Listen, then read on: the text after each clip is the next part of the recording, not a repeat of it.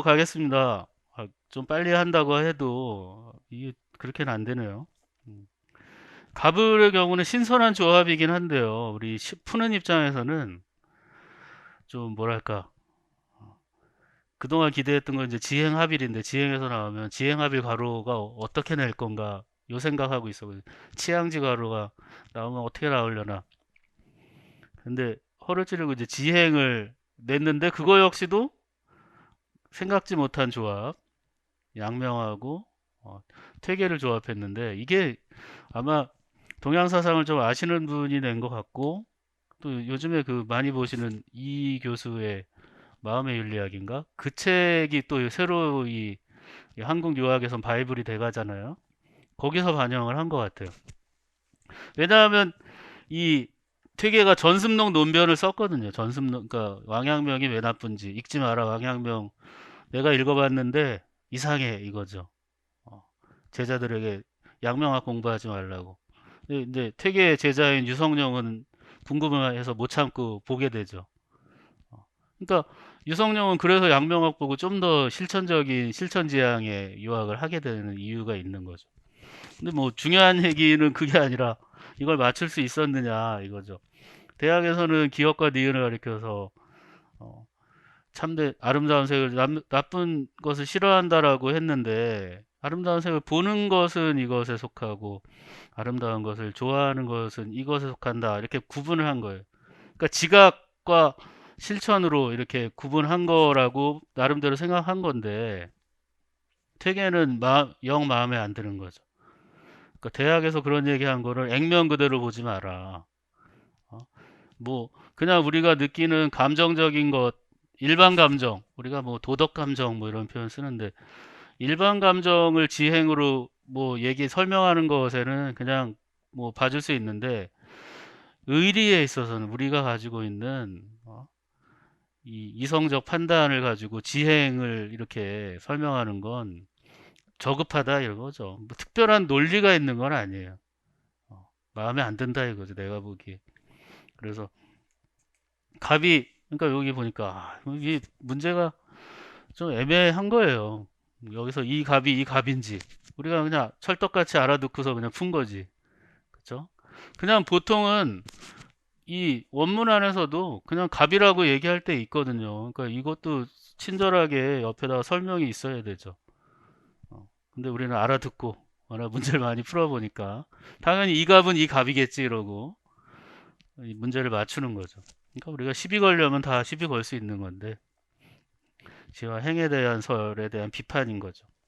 그러니까 지행 합일 좋은데, 우리 주자 선생님은 뭐였어요? 선지후행이었고, 어, 지행 병진을 거기다가 어, 결합해야 옳은 지와 행에 대한 논의이지, 지행을 그냥 합일시켜 버리는 것도 문제고, 이 지행의 문제를 감각, 감정의 문제로 한정하는 것은 뭐 어느 정도 용인할 만한데, 이것을 인간의 실제적인 이성적인 판단, 의리의 문제로 치환시키는 것은 불가하다라는 거예요.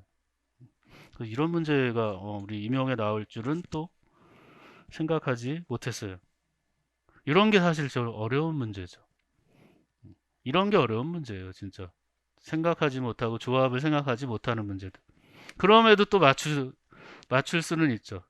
그냥 또 뚫어져라 보다 보면 앞에 게 양명이라는 건 어느 정도 보이는데, 뒤에 게 많은 분들이 다산으로 좀 헷갈릴 수 있었던 거죠. 그러니까 뭐 전습록 논변이라는 걸 썼다라는 거를 뭐 누구나 다 아는 건 아니니까요, 그렇죠? 양명에 대해 비판적이었다라는 거. 그러니까 이게 명확하게 좀 방향성이 좀 애매했어요, 어떻게 보면. 우리 교과서 안에서 다룰 수 있는 범위를 좀 넘어섰다. 어, 우리 그동안의 임용 시험 범위 안에선 뭐 지행론을 우리가 모르진 않지만, 이런 조합으로 물어볼 때는 그거보다 이제 괄호 넣기였기 때문에 오히려 이런 문제가 어려운 문제다. 이번 문제는 뭐 이 시험 전체에서 제일 쉬운 문제라고 볼 수 있죠. 북한 관련된, 통일 관련된 문제는 이렇게 나와야 사실 되는 거죠. 우리에게 그냥 지나가는 문제로. 그러니까 공부를, 제가 그래서 항상 통일교육론은 시험 보기 한 달 전에 그때 공부하시라. 평소에는 많은 시간을 투자할 필요가 없다. 어렵게 나와서 틀리라는 건 그냥 틀려야 된다. 그건 효율적으로 보면. 이번에는 좀 맞아 떨어졌어요. 이건 뭐 사실 거의 공부를 안 해도 제 문제풀이반에서 제가 몇 번 얘기했거든요. 평화 나오면 무조건 동그라미. 어, 정전 상태 나오는 건 무조건 동그라미 쳐서 한 번 더 봐라. 음, 나올 수밖에 없는 것들. 여기 있는 지문도 제가 맨날 활용하는 거예요. 이거밖에 없기 때문에. 이거는 정해진 글이잖아요. 뭐 바뀔 일이 없는 거고. 역사의 한 페이지이기 때문에.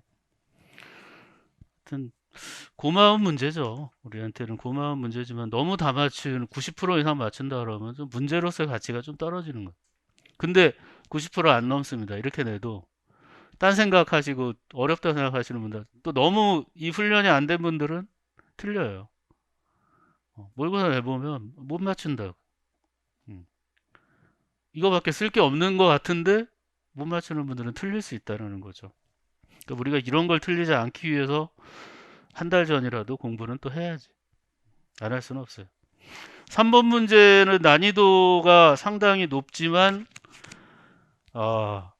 이 딜레마 토론 모형은 앞으로도 뭐 2차 시험이 되든 이것 때문에라도 준비를 하기도 하고 워낙에 뭐 유명한데 하나 이제 걱정되는 건 이제 좀 이런 계열의 문제가 우리 역시나 이 정 선생님 정 교수가 쓴 그 도덕교재 연구 지도법 이 책에서 최근에 좀 많이 나오고 있다라는 느낌이 들어서 저도 그 책 가지고 문제를 먼저 많이 모의고사 낼 수밖에 없었고요, 그래. 근데 이 정도 디테일하게도 내겠구나라는 생각은 그러니까 이제 저도 기출 한번 나올 때마다 생각이 조금씩 더 생각이 드는 거죠. 그래도 봅시다. 기억의 절차, 심층적 질문하기였고요. 그 다음 니은이었고 가로넣기가 그 다음에 뭐 많이 물어봤어요. 니은의 디귿 리을의 질문의 기능 쓰고 그 4점짜리 문제로는 참 이것저것 많이도 물어보고 제일 긴 답이 들어갔을 것 같은 전체에서 하나하나 보면 기억의 절차에서 밑줄진 디귿리을의 질문의 기능 이 명칭을 대체로 명시해 놨잖아요. 제가 거기 전체를 전문을 실어 놨는데 그러니까 처음에 들어갈 용어는 명령어를 위한 질문이죠. 디귿 같은 경우는 어떤 문제가 그래 구체적으로 이 말에 나오죠. 구체적으로 뭐가 문제가 발생한 건가요? 이래서 이 발언 내용 뒤에 숨겨져 있는 진짜 이유들을 분명하게 하기 위해서 하는 질문이죠. 그러니까 이런 것들을 우리가 이 명령어를 위한 질문이란 용어를 안 물어봤잖아요, 지금 그쵸? 그럴 경우에는 이 질문만 보고 어떻게든 짜내서 답을 쓰는 거예요. 그 이 훈련도 우리 많이 했거든요. 저 작년에 용어를 몰라도 물어보지 않을 때는 쓰지 말고 그거에 대해서 최대한 여러분들이 의미를 유추해내서 설명을 해라. 이게 그런 거죠. 애매한 것들을 구체적이란 말에 꽂혀서 바로 실제적인 이유가 뭔지를 분명하게 뽑아내는 질문이다. 그러면 리을 같은 경우엔 뭘까요? 여기 핵심어가 약을 훔쳐였나 봤는데 만약 모든 사람이 우리 가치 분석 모형 뭐 이런 거 다 할 때도 맨날 보편화 검사 나오잖아요. 보편화. 누구에게나 적용하는 거. 보편화를 위한 질문이죠. 모든 사람에게 적용할 때. 용어를 물어봤다 그러면 좀 이렇게 떨렸겠지만 용어를 안 물어본 이유도 아마 있을 것 같아요. 이게 딱 이 책, 이 교재는 명확하게 나와 있지만 잘 안 나와 있는 데도 있거든요. 또 보면. 그럴 때 이제 물어보기 위해서 아마 만든 것 같고. 그 다음에 니은에 해당하는 절차를 쓰고 이런 게 이제 우리가 안 해오면 못 쓰는 거죠. 토론의 이제 심화 과정에서 심층적인 질문을 하고 그 다음 단계에 들어갈 게 뭐냐인 거죠. 다음 단계 주장을 강조하기 위한 질문하기 이렇게 명시되어 있죠. 그래서 이것의 목적은 우리가 인지 불평형, 비평형 일으키는 것 이거죠. 답은. 근데 인지적 평형을 개념을 활용하라고 했으니까 뭐 안 쓴 건 아니잖아요. 이제 비평형 유발 요것만 써도 답이 돼야 되지만 앞에 그래도 아쉬우니까 그쵸? 다음 단계 더 높은 단계의 논의를 유도하기 위한 것이죠. 그리고 비평형을 통해서 다시 평형을 이루는 과정에서 도덕적 발달이 이루어진다. 요거까지 써주면 뭐 옛날 방식의 정확한 답이죠. 근데 지금은 논리적 이 뭐죠? 인지적 비평형 요것만 쓸 수 있느냐 그걸 물어보는 거죠. 그래서 우리 도덕 딜레마 토론에 아주 뭐 진한 문제가 하나 나온 거죠.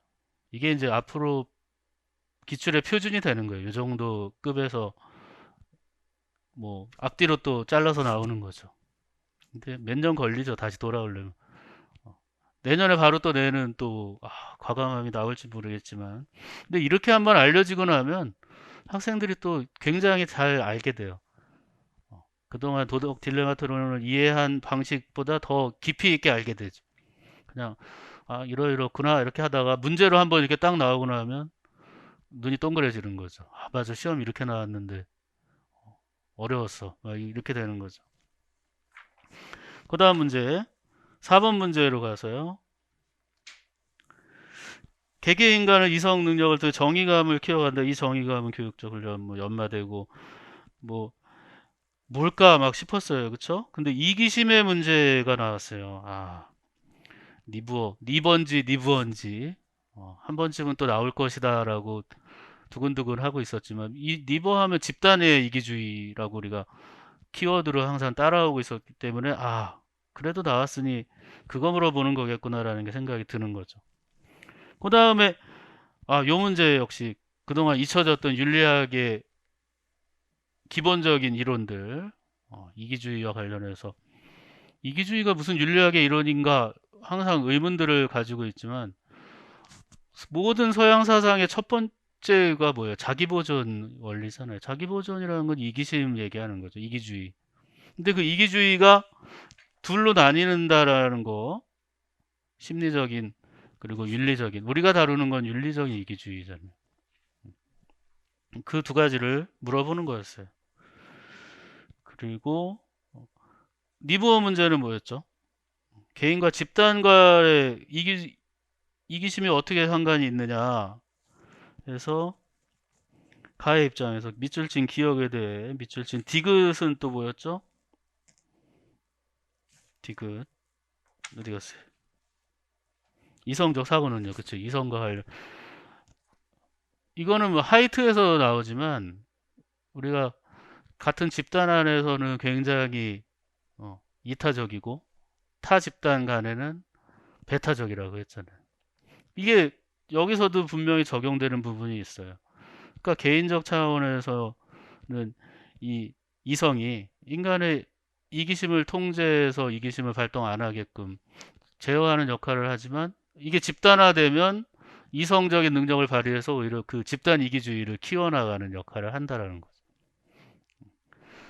설명은 여러 방식이 있지만 어쨌든 집단 안에서 이성이 역할이 오히려 부정적인 역할을 한다라는 걸 보여주면 되는 거죠. 그래서 나름대로 또 신선한 문제, 그간의 우리 기출안에 10년 기출안에는 안 들어가는 문제죠. 특히 니버 같은 경우에는 한 번쯤은 왜냐하면 교과서에 이 니버 지문이 꽤 생활과 윤리 쪽이죠. 생활과 윤리 쪽에 툭툭툭 던져져 있단 말이죠. 항상 우리가 저도 모의고사나 이런 거 문제풀이만 낼 때 제일 많이 보는 책이 생활과 윤리 교사용 지도서. 거기에 있는 지문들이 은근히 신경이 많이 쓰이거든요. 좋은 지문도 많고. 근데 거기도 출처가 불분명해요. 이게 축약을 한 건지 직접 인용을 한 건지를 명시 몇 페이지라고 나와 있지가 않기 때문에 어느 책에서 나오는지도 없고 자기가 본 책을 그냥 제목만 딱 하는 경우가 많죠. 저하고 똑같은 방식이에요. 어떻게 보면 교과서가 그러면 안 되는데 출판사 명시가 딱 되죠. 교과서는 그게 좀 되죠. 뒷부분에 나오니까. 맨 뒤에 펴보시면 여러분들 잘 안 보시는 페이지지만 인용된 책들 리스트가 나온단 말이죠. 사실 거기서 이 시험 문제를 많이 따올 거예요. 확인도 해보고 부지런한 분들은. 그다음 5번 문제는 이분이 또 빠지면 안 되겠죠. 이번에 참 골고루 나올 분들이 다 나왔어요. 그러니까 중세만 안 나왔죠. 중세는 들어갈 차례가 안 나왔어요. 너무 나올 분들이 우선순위대로 나오다 보니까 중세가 못 나오게 됐죠. 현대 사상도 일반 이론들이 차지하다 보니까 실용주의, 실존주의 다 껴들 틈이 없었죠. 5번 문제. 아리스토텔레스 괄호넣기는 정말 우리 긴장시키고 이것저것 낼 게 많지만 필이면 이게 나왔고 그래도 쓸만한 거였죠. 영혼을 구분하는 막 이성이 있는 부분, 이성인 부분 막 하는 거 열심히 외웠지만 실제로는 쉬운 게 나왔죠. 영혼이 가로가 나오니까. 고맙기는 하지만 내가 맞추니까 남도 다 맞출 것 같은 그런 생각이 들 정도였고요. 그 다음 문제가 이제 우리 여러분들의 실력이죠. 얼마나 공부했는지. 디귿에 필요한 거 덕의 명칭을 쓰고 관조적인 그러니까 우리 아리스토텔레스는 늘 이거잖아요. 이게 제일 좋은 것 같으면서 음, 어, 이거 앞에 무너지는 거죠. 여기에 뭐가 들어가죠? 건강한 게 좋지. 건강하려고 운동하고 뭐 병원 가는 거 이거는 실천적 지혜 되게 좋아 보이잖아요. 하는 그 모습 자체는 훌륭하고 한데 더 궁극적인 행복 앞에서는 이게 더 중요하다는 거죠. 이게 건강, 관조, 신적인 위치에서 철학적 지혜 발휘하면서 사는 거예요. 이미 완성된 거죠. 더 이상 자족적이라고 했잖아요. 근데 실천적 지혜는 애써야 돼요. 계속 뭔가를 해야 돼. 자족적인 건 아니죠.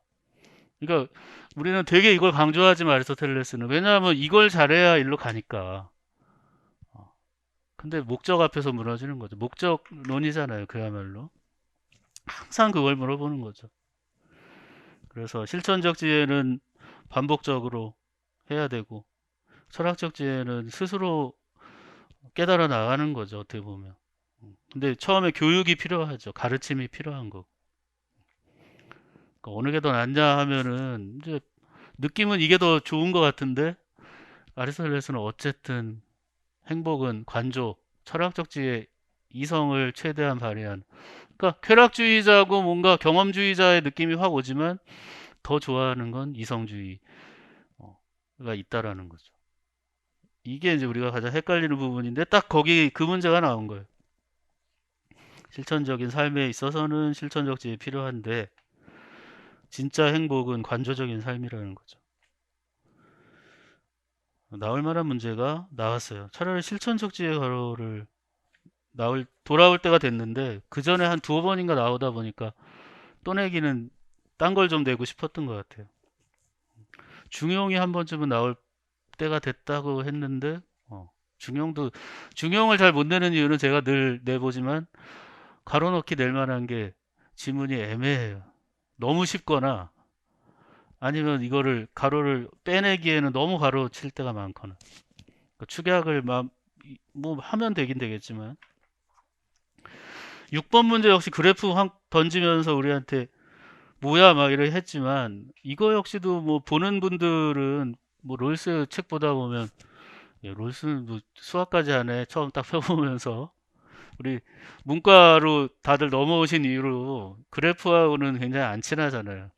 예전에 통일교육론 해가지고 그래프 한번 나왔었는데 그때도 다들 어, 힘들어 했는데 그래 봐야 뭐 조건 막 걸고 했는데 문제는 뭐였냐면 갑하고 을이 뭔지 누군지를 알면 되는 거예요 일단 이거를 모르면 근데 어, 굉장히 어려워지죠.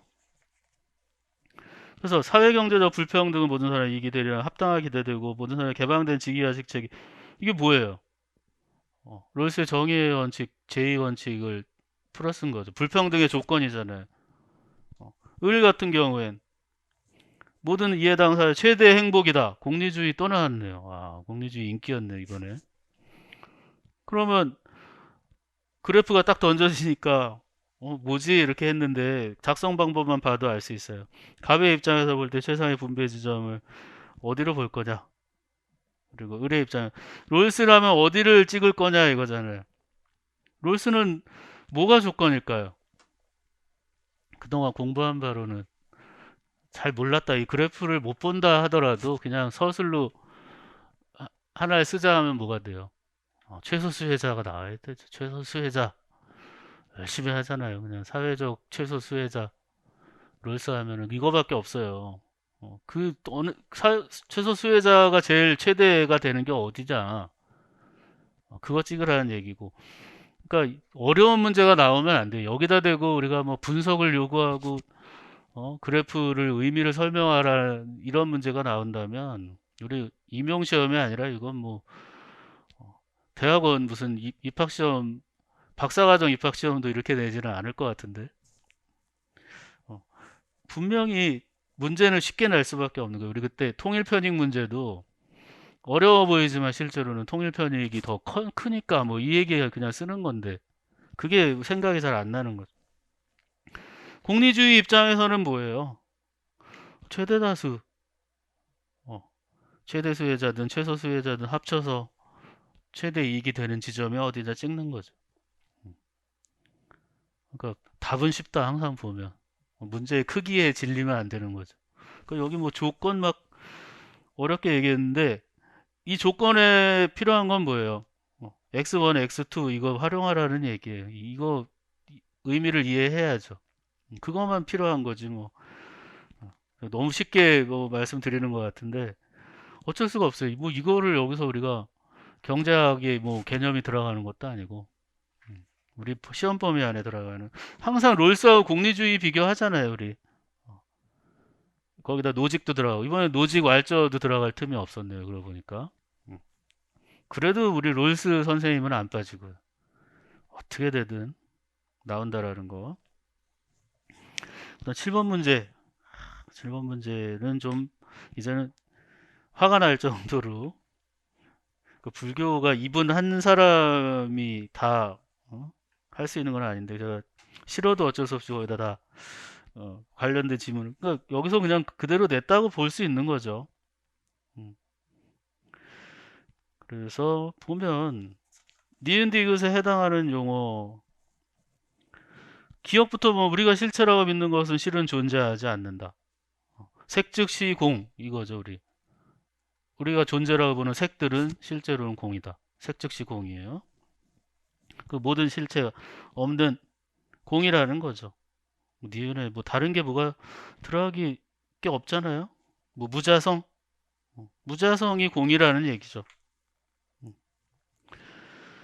그 다음에 이 디귿에 들어갈 거 이것도 역시 저는 사실 이 부분이 우리 범위 안에서 여기까지 가는 거는 참 아래아식 정도 가로치는 것도 교과서에는 천재교육인가요? 거기서만 이 육식에 대해서 아주 애매한 서술로 이렇게 남겨져 있고 다른 데는 아예 언급도 안 돼 있는데 여기를 이제 견분상분까지 이제 가버리면 뭐 이 책이 교과서가 돼 불교 교과서가 돼 버렸죠. 이제 다 뭐 각주까지 속속들이 다 봐야 되는 지금 상황이 됐고 그래도 공부에 깊이가 생기기 시작하면 불교 이 책을 또 열심히 보게 된단 말이죠. 견분상분 정도는 짝으로 뭉쳐 다니게 돼 있죠. 근데 나오는 거는 좀 오반 것 같고요. 낼 게 없다는 얘기죠. 불교에서 더 이상. 진울도 싹 냈고 원효도 싹 냈고 이제 한 바퀴 돌아가면 돼요.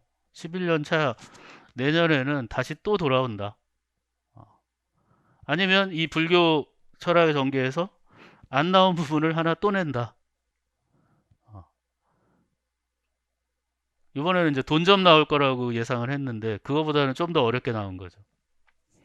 예상대로 다 나오면요, 뭐 제가 공부하지 말고 저 한 달 그 예상 문제만 찍으면 되는 거죠.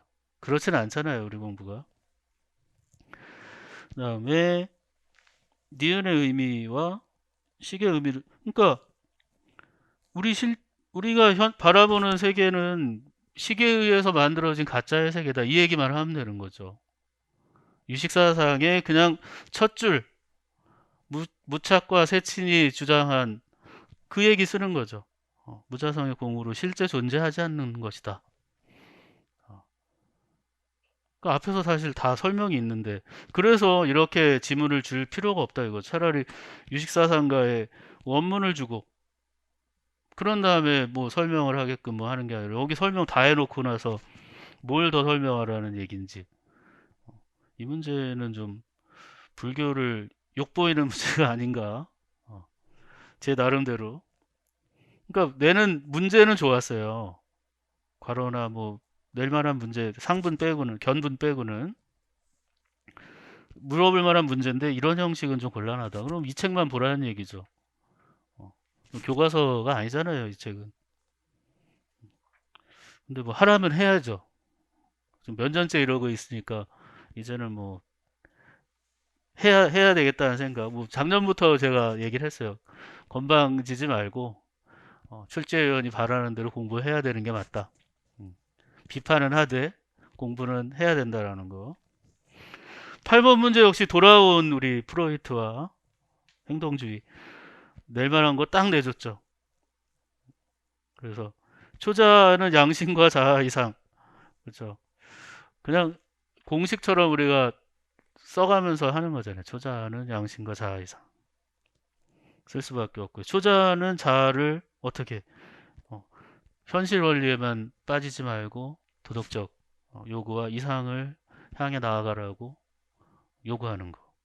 이거 참 공부한 보람이 어서 쭉쭉쭉 나오셨어야 되는데 그 다음에 행동주의 하면 환경에 영향을 받아서 환경만 잘 통제하고 처벌하고 막 하면 우리가 원하는 행동 할 수 있다라는 거잖아요. 행동을 통제할 수 있다라는 거. 그 다음이 뭐였죠? 가해 입장에서 양심이 그 양심은 뭐예요? 처벌 통해서 도덕적인 금지 기준을 내면에서 양심을 형성하게 하는 거. 그러니까 양심은 부정적인 것을 못하게 하는 쪽이라면 자아 이상은 긍정적인 쪽을 하는 거. 그러니까 뭐 프로이트 공부할 때 딱 요 한 덩어리라고 보면 요 부분이었는데 더 나아가지 않아서 다행이죠. 음, 그렇습니다. 그러니까 우리가 기본을 해놓는 공부가 결코 뭐 이것만큼 쉬운 게 나오겠어 할 필요가 없다라는 거예요. 쉬운 게 나왔을 때 얼만큼 단호하게 비웃지 않고 쓰는 거예요. 그냥 비웃지 않고 어, 겸손하게 쓰는 거죠. 내가 공부한 게 마침 잘 나왔구나. 잘 또박또박 잘 써야지. 나머지 어려운 문제를 풀기 위해 이거를 시간을 단축하는 거죠. 빨리 쓰고 어려운 문제로 가는 거예요. 괜히 의심하고 뭐 이렇게 쉬울 리가 있어 뭐 이런 게 없는 거예요. 쉽게 느껴지는 거 여러분들 공부를 한 거죠. 안 했을 때는 이런 문제도 자아 이상도 생각이 안 날 수 있단 말이에요. 프로이트는 이번에 안 나올 것 같아 하고 안 보는 사람들. 프로이트는 잊혀진 존재야. 안 나. 스키너 나올 틈이 어딨어. 이렇게 생각하면 안 되는 거죠. 해야 될 부분은 해야 되는 거. 9번 문제. 모든 게 다 그렇지만 하버마스가 또 텀이 짧게 그냥 또 나오는 바람에 하지만 생활 세계의 식민지화는 우리의 뭐 먹잇감이죠.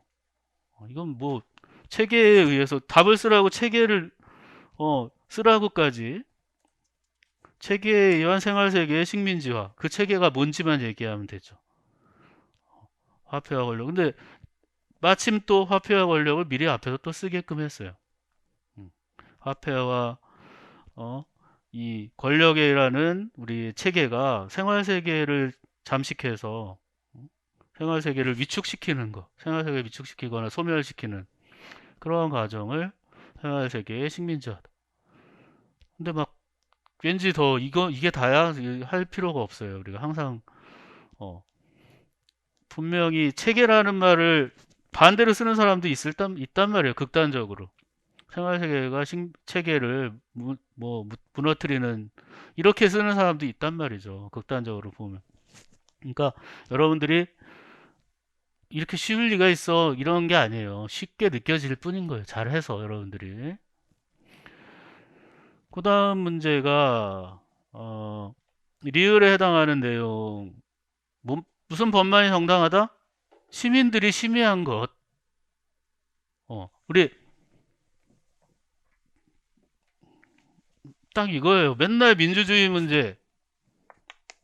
취미, 참여, 또 하나 뭐 있어요? 대의 또는 결집이라고 하잖아요. 각각의 정당성이 어디 있냐 이거죠. 시민민주주의는 토론에 있는 거예요. 담론. 담론이라고 표현해. 사람들이 얘기해서 결론 낸 거야 이거죠. 이게 정당성의 1번인 거예요. 참여민주주의의 정당성은 어디 있어요? 얼마나 많은 사람들이 다수가 참여해서 그 과정을 거쳤느냐. 과정을 보는 거죠. 그래서 실질적 민주주의라고 하는 거잖아요. 그러면 대의민주주의는 뭐였어요? 결집. 다수잖아요. 다수결. 얼마나 많이 모았어 이거잖아요. 우리 0.1%만 많아도 이기는 거잖아요. 그 맨날 요거 가지고 돌려서 지금 내고 있는 건데 이 문제도 하버마스를 빌려서 시민민주주의의 정당성 어떤 법만이 정당하다? 심의의 과정 이상적 담화 상황을 거치면서 심의를 마친 그러한 법만이 정당성을 갖는다라는 거죠. 뭐 다른 것을 정확하게 쓰려면 하버마스의 그 저작을 찾아야 되는데 아직은 정확한 저작 이렇게 얘기한 걸 못 찾아가지고 지금 딴 연구서들에 있는 것들 그 시민민주주의 보면 모든 시민의 동의를 얻을 수 있는 법만이 그렇죠. 그러니까 심의를 얻은 것이 정당하다라는 거예요. 나올 만한 것이 역시 나왔다. 요런 게 우리 재작년 시험이었다면 거의 대부분 이제 또 열린 답으로 해서 맞은 답으로 했겠지만 이번에 까다롭게 채점하면 어떻게 할지 그 이 출제자가 알고 있는 그 지문에 답이 있다 그러면 그 답대로 안 쓰면 틀렸다고 할 수도 있죠. 근데 의미상으로 보면 심의 과정 이상적 담론 상황 하에서 심의 과정을 거쳤느냐 이런 의미가 들어가면 사실 다 맞게 해줘야 되는 거죠. 문제를 더 정확하게 가로를 짧게 내든지요. 이렇게 그냥 크게 내놓으면 뭐 이것저것 다 쓰라는 얘기지. 10번 문제. 학교는 과로와 협동학습 같은 배려의 실천 기회. 저 정말 이거는 너무 많이 얘기한 것 같아요. 모든 시험 문제의 그 학교와 관련된 거 실천의 기회. 이거 서술할 때 하나는 이거 써라. 이거 그냥 뭐 문제풀이반 나올 때마다 했는데 그걸 안 물어보고 이것과 이것 봉사활동과 협동과 붙어 다니는 거 제일 하기 좋은 실천의 기회잖아요. 봉사활동 밖에 나가서 해보는 거 얼마나 좋아요. 따져보고 그래서 이 봉사활동과 관련해서 다양한 유형의 배려를 경험할 수 있는 직접적인 기회잖아요. 그리고 간접적인 기회를 모두 제공할 필요가 있다는 거. 두 번째, 협동학습의 주된 목적은 주고받음에 대한 일군의 이거 정말 최상의 자아상 이 용어도 나온 지 그렇게 오래되지도 않았어요. 또 나왔어요. 윤리적 이상. 얼마나 좋아하는 용어면은 이렇게 나오겠어요. 좋잖아요. 윤리적 이상. 이름 어감부터가 이런 게 이제 출제위원들에게 꽂히는 거예요. 작년에 동기적 뭐 전치 이거보다는 이게 더 그러고 보니 하여튼 나딩스 엄청 좋아하네요. 우리 출제위원들이. 일단 기억니은은 마치고 간다고 보고 디귿, 배려윤리가 덕윤리와 다른 점은 이거 하나만 쓰면 되죠. 이 관계. 무조건 배려윤리와의 이 답을 쓸 때 하나는 관계를 보느냐. 그게 고다음 거에도 영향을 미치잖아요. 사실상 두 번 쓰게 되는 거죠. 이 뭐였어요? 리을에 해당하는 거. 형식적인 측면에서도 대화 상대자의 중점을 두고 대화 상대자의 관계를 본다라는 거. 우리 배려윤리 뭐 A4로 한 두세 장 최소한으로 줄여도 두세 장 막 보게 되잖아요. 그렇죠? 그래도 늘 키워드는 윤리적 이상 뭐 나한테 또 나오겠어 이렇게 본 사람이랑 윤리적 이상이 확고하게 한 사람하고는 여기서 이제 내공 차이가 나는 거죠. 근데 윤리적 이상은 텀이 짧아서 아마 공부를 각오한 분들은 다 맞췄을 것 같은 그 생각이 들고요. 용어라고 했으니까. 이 형식적인 내용과 우리 내용적인 측면 이것도 뭐 나딩스 하면은 그냥 맨날 대화 확증 뭐 해가지고 네 개로 나눠서 이렇게도 물어보고 저렇게도 물어보고 문제풀이 지겹도록 하잖아요. 한 20문제, 30문제 하게 되는데 그 중에서 그냥 이렇게 조합해서 나온 셈이죠. 그냥 다 맞췄다는 얘기 들으면 보람이 있는 거죠. 고생한 보람이 있는데 이제 이런 거 틀리면 좀 뭘 설명을 내가 좀 잘못했나 하는 생각이. 근데 설명거리가 아니에요. 사실 이런 거는 교과교육론이 의외로 설명이라기보다는 진짜 암기가 어느 정도 되느냐. 다른 것도 다 그렇지만 11번 문제 이건 뭐 하자는 건지 잘 모르는 마지막 문제를 참 이상하게 끝낸. 그러니까 나름 뭔가 새로운 신선한 걸 해보겠다라는 건 이해가 되는데 조금 더 공을 들여야 되지 않을까. 인간 중심주의 쓰라는 거죠. 인간 중심주의. 왜냐하면 다른 거 쓰기 어려운 게 뒤에 생태 중심주의가 나왔기 때문에 인간 중심주의, 개체 중심주의, 생태 중심주의 뭐 이 정도의 카테고리 구분을 해놓고 보는 거고요. 인간 중심주의에 대한 환경 문제를 초래하는 이유. 와, 우리 뭐 환경윤리 공부했는데 이 정도 기초 문제가 나온 거를 뭐 쓸 수가 없는 거죠. 인간은 자연을 수단이나 도구로 바라본다. 이게 시작이 돼야 되고, 그래서 지배적인 시각을 가지고 있고 함부로 다루기 때문에 어, 환경 문제 야기한다. 교과서를 제가 오죽하면 실어놨잖아요. 거기다 교과서도 우리가 소화가 안 되는 분이 되는 거예요. 이거를 못 쓰게 되면 교과서 수준의 서술이란 말이죠. 그 다음에 니은 디귿에 해당하는 용어를 순서대로. 그러니까 과연 이게 도대체 뭐 왜 이렇게 붙여놓는지를 알 수가 없다 이거죠. 도대체 이렇게 할 이유가 없는 거잖아요. 뭔가 문제를 이렇게 내곤 싶었다는 것 같은데 나다를 나눠놓은 것도 제가 이해가 안 되고 나다가 다른 사상가도 아니고 그냥 장자인데 서로 찾아가지고 나는 나를 찾고 너는 다를 찾아 뭐 이렇게 되는 게 아닌 것 같은데 그렇습니다. 그리고 일기라는 것은 뭐 개념으로 무슨 일부 개론서에서 얘기하지만 참 장자를 욕보이는 자꾸 장자를 개념으로 만들어서 시험 문제를 내야 되니까 어쩔 수 없게 낼 게 없다 그러면 다른 걸 가로 넣기를 더 내시고 장자는 이제 좀 놔줘야 되는 거죠. 그리고 심재 같은 경우도 그냥 쉽게 낼 수 있는 거예요. 내면 되는 거지 왜 그걸 두려워하시는. 굳이 그 앞에 거는 없애버리고 뒤에 거 이거는. 그리고 문제가 뭐냐면 니은에 들어가는 단어 심재가 없어요. 앞에 거를 주지 않는 한 받을 대명사로 받아야 되는데 이게 대명사거든요. 제가 그것에 이르지 이런 의미예요. 그것이라고 써야 돼 답은 원래대로면. 제가 그래서 앞에 지문을 다 붙여놨잖아요. 그냥 그게 없으면 안 맞는 거예요. 거두절미하고 그걸 뚝 잘라버리고 여기다가 심재 쓰라고 하는 건 우리를 너무 믿는 거죠. 공부 이 정도 했으니까 심재 정도는 써야지 이런 건데 문제가 좀 정당성이 있어야죠. 뭐 그래도 다 썼더라고요. 뭐 열심히 하다 보니까 동양 사상의 전문가들이 점점 돼 가면서 대명사까지도 그냥 고유명사로 맞춰버리는 지경에 이르렀어요. 일기 같은 경우도 이런 식이면 곤란하죠. 천하를 통틀어서 하나의 기일 뿐이다예요. 번역은 그냥 일기라는 개념으로 얘기하는 게 아니라 그 하나의 기라는 것 뿐이다. 이렇게 하나 일기 자체가 개념으로 읽혀지지가 않는 거죠.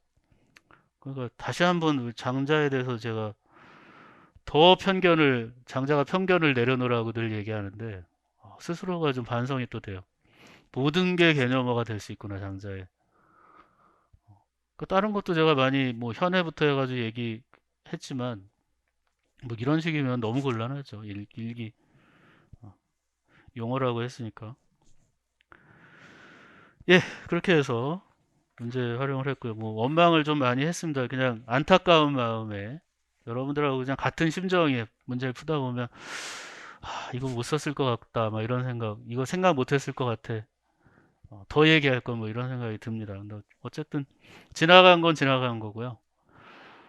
조금 쉬었다가 이제 올 한 해 어떻게 공부할지 한번 같이 얘기해 보도록 하겠습니다.